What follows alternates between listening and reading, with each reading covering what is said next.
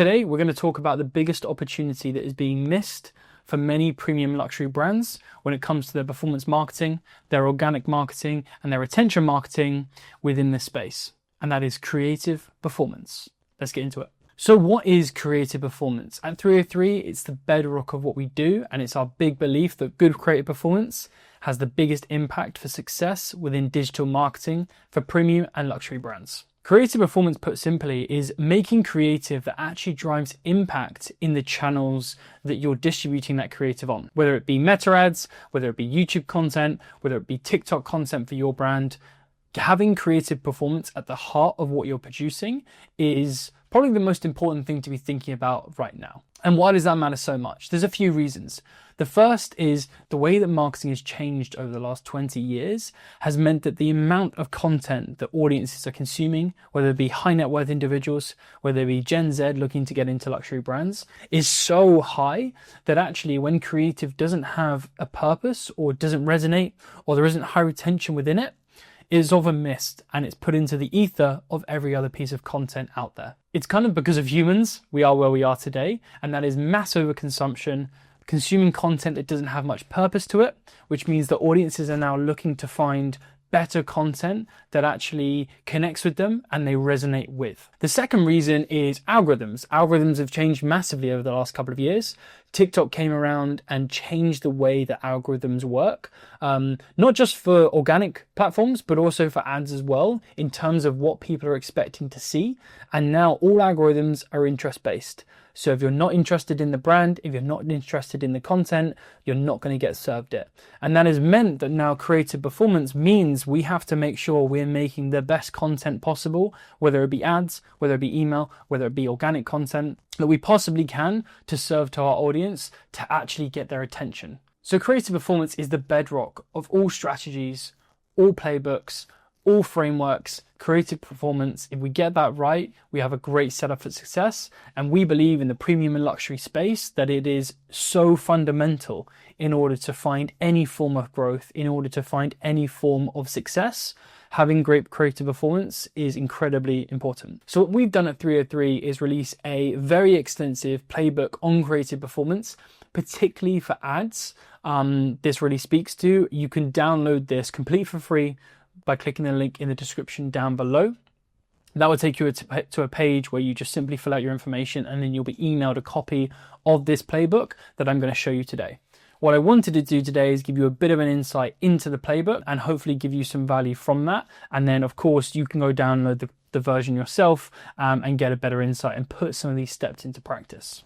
So just briefly looking at the playbook, we've got a couple of different frameworks. So it's broken into 4 sections. We've got creative development, setup and testing, scaling creative performance, and then some of those premium and luxury brand hurdles that we think some of our clients are seeing. And then of course, a little bit of a conclusion of how we might be able to help you as a premium agency and what that might look like. So the first thing, creative development, that is where all creative performance really begins, what that development looks like. And we'll come on to that in a second.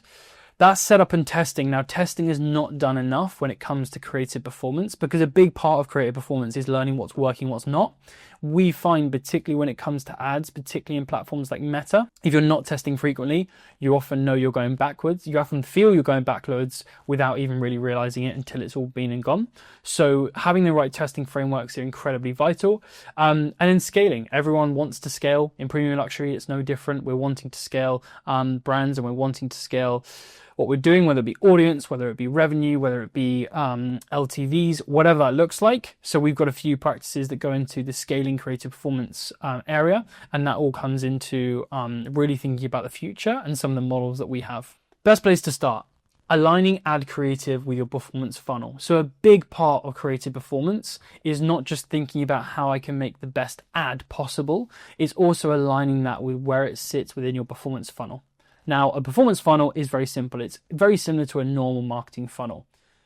Looking on the screen here, a performance funnel really looks at those sections within a consumer journey. So The top of that funnel is awareness and discovery. The middle is consideration and education. The bottom is conversion and action. And then post funnel, you've kind of got that retention and upsell. Now, when we're thinking about creative performance, we should be making content for every stage of that funnel, not making one piece of content that's going to sit across everything within the funnel. So if you're a premium luxury brand and you're thinking about how to market to new audiences, let's say you're a fashion brand within premium luxury, you need to do that work at the top of the funnel, and your ads need to actually speak to the levels of awareness and the levels of discoverability that audience might have. But there's no point putting an ad in front of them that's very conversion heavy, which is maybe talking about a loyalty program or maybe talking about some form of conversion based call to actions. They know nothing about you. They know nothing about the brand. And I know there's obviously things like Advantage Plus, which we'll come into in a second, but in more traditional ad sets, this is often a problem we find, is that brands are using conversion funnel, conversion-based content very top of funnel, and it's not working, and they're wondering why their CPAs are super high, and they're wondering why their click-through rates are really low. Looking at that performance funnel, making sure when you're making any ads, when you're making any creative, that you're aligning them to where they sit within the performance funnel is incredibly important to think about, and it's very simple to do. The other thing you should be looking at when it comes to that performance funnel, when it comes to the creative you're making, is also thinking about things like copy and messaging and where that aligns to the performance funnel. For example, if you're talking about the brand and the heritage of the brand maybe that you're representing, you might want to talk about that at the top of the funnel. You're probably not going to talk about that at the very bottom of the funnel, because that's not pushing people over that line. And that's some of the things that we see are often big mistakes. Moving a little bit further into this, in terms of, we briefly spoke about copy a moment ago, creative copy versus placement copy. This is a very, very frequent issue that we see when it comes to creative performance for ad strategies. There is a difference between copy that should be within the creative itself and be placed around the ad. If I just scroll down here, you can see what I mean about placement copy. This is just an example of a meta ad. That is the copy I'm talking about when I'm speaking about placement copy. What we do at 303 is we distinguish what copy should be within primary text and placement copy areas and what copy should be within the creative. The biggest mistake we see is people using the same copy across absolutely everything, trying to force that message down, particularly for premium luxury. We don't find that to be effective.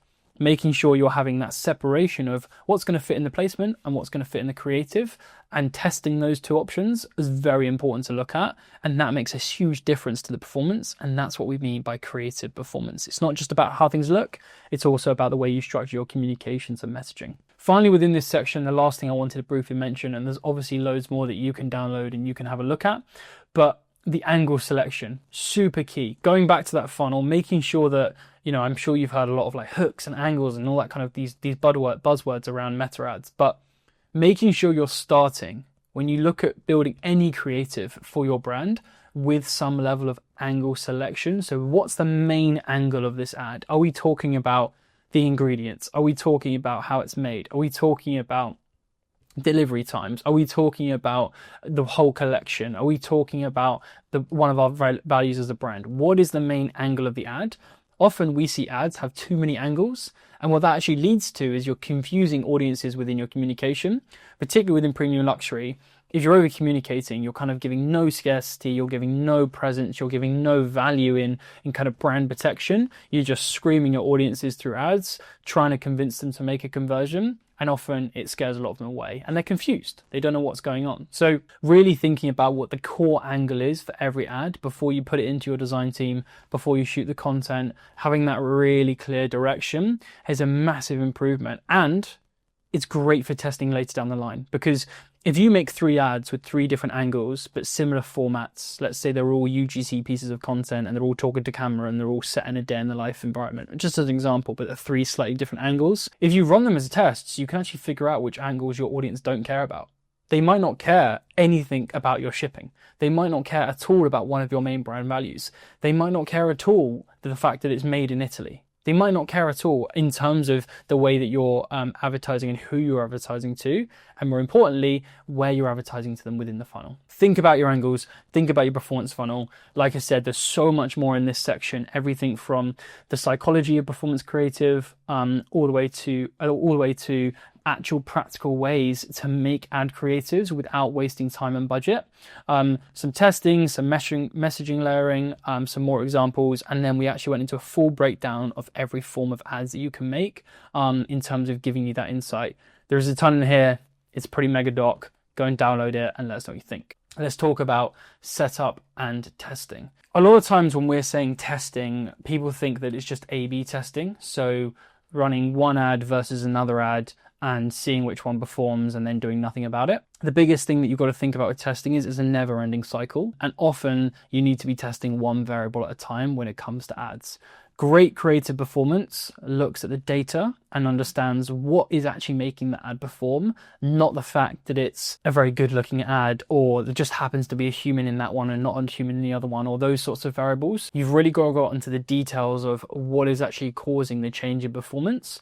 And the biggest thing with testing is because of things like creative fatigue, those tests will go out of date and you've got to go back again to retest it. So building a framework to actually monitor that process is very key, and figure out what variables you're looking for to be successful in order to remove the test. I believe that most premium luxury brands don't test enough, which is why they struggle to scale, or they also have to experience a lot of ad wastage, which is basically money down the drain with their ads. So those are the two kind of like, outcomes of not having an accurate testing framework in place.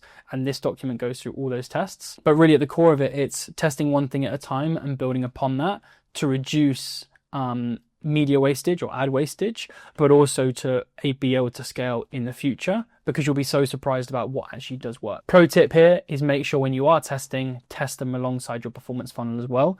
Don't just chuck a load of stuff in at random parts in the funnel. Try and find some alignment and some correlation along the way. Another thing we really went into within this playbook is understanding soft and hard metrics within meta ads and how they measure creative performance. So often when we're looking at ads and we're looking at creative when it comes to meta, we're kind of going, that one had the best CPA, that one had the best ROAS, but actually there are opportunities to look at many more metrics that can tell you some potential insights and also figure out why something is working and why it's not. Obviously, as I mentioned, ROAS and CPAs, they're kind of given and a lot of people already test those, but really understanding how you're measuring the performance of a click-through rate or the performance of impressions or the performance of things like video average watch time, that is so insightful to look at when you're trying to find out what creative is going to perform. We've run a few tests before where we're just trying to figure out how one piece of content can become very highly converting later down the line. We're actually running video view objectives within an ad and working out how we can push people to complete the whole piece of content, even though it was like a minute and a half. Obviously, if it's 10 seconds, like the data's a bit hard to reference, but actually just getting to the point where we've made a piece of content and we've got it to the point where audience that are seeing it are watching it all the way through because the retention's really high. It's really resonating, it's connecting with audiences, it's having a click-through rate. Then we put it into a conversion campaign and we know that actually if that doesn't perform, it's not because the ad creative isn't good, it might be something else. Really using those soft metrics and not just becoming obsessed with ROAS and CPA. If you're a marketing manager, I understand that those above you might be looking at those numbers as well, but trying to get into the depths of what those soft metrics mean, incredibly important. This hopefully will give you some indication of what soft metrics will show good resonation, good indications of that, and obviously what hard metrics also might give you great opportunity to scale later down the line. So some conversion indicators as well. So section 3, scaling creative performance. So by this point of going through the document, you might have seen a couple of insights that have got things set up. Now it's getting into the things that really, I guess, make some impact in the marketing side of things. So within here, we went into some depths around reacting to over and under performance and how to play the game on that, because it's a very hard one to balance. It's the most common question I've ever had from clients is, when do you know when to turn off a ad creative? What does that look like? It is completely variable. It's very similar to trading the London Stock Exchange sometimes. Sometimes you know, sometimes you don't. Sometimes you are taking a gamble and you might have to cut your losses on it. But these models hopefully help with really trying to get ahead of that. One thing we really look at internally at 303 for our clients is how we can build models that actually mean profitability for our clients. So understanding CPAs for scaling is really important. I think often people are looking at what they think is a target CPA because that would be a best to have, not a actual realistic. We've worked with some clients where their target CPA is actually their break-even point on the product, because they know as long as we don't lose lots of money selling that first product, our product is so good that our retention is so good that actually we make our money on order 2 or 3 in a yearly cycle, as an example. Some of our clients have been even more aggressive than that, and they actually might be happy to lose quite a bit of cash on that first customer acquisition. Luxury is more expensive to acquire customers. That's kind of, there's lots of data around that. But once they've done that, then they go to sort of 2 and 3 and 4, and that's where they really make their margin, because they've got the customer and they've been bought into the product. But building a model around that, we operate many accounts, and most of our accounts are profitable on first initial purchase. But actually building a model means that you can then scale, because you can either work out, right, we need to be profitable on first purchase, or we don't be, and this is where we can really push things forward. We break this down a little bit in terms of long-term play, high CPA, high LTV. There is correlation work we've done in terms of saying, right, a higher CPA does mean that we're going to have a higher LTV, because that customer is more expensive to acquire, but they're worth it in the long term. We've done a lot of work into that, and it's something you might want to look into as well. The biggest part of scaling for us is we believe it is in the 1%. Like, there's a lot you can do to kind of force your way into a good level of ad spend that is hitting certain ROASes and profitable for you as a luxury brand. But we think once you get to a certain point, it really is the 1%. It's the headline testing, it's the swapping imagery out, it's the working out what color is working on CTA buttons. Like, that's where you really see the marginal growth and compounding over time. There is a myth that the perfect ad exists, and we're yet to find the perfect ad, because some things work for some clients and don't for others. So trying to understand that is really key, particularly within premium luxury. This is a really interesting model that we've been playing around with quite a lot and doing a lot of testing in.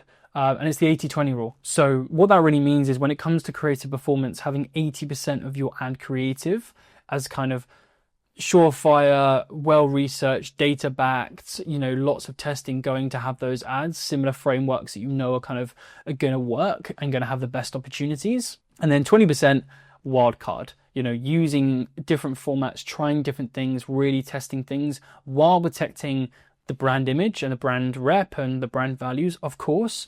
But the reason why we build that into a lot of accounts is because ad fatigue does exist, and we do often see that often happens when you're playing it really safe on the ads and you're not trying new ideas and you're not trying new concepts.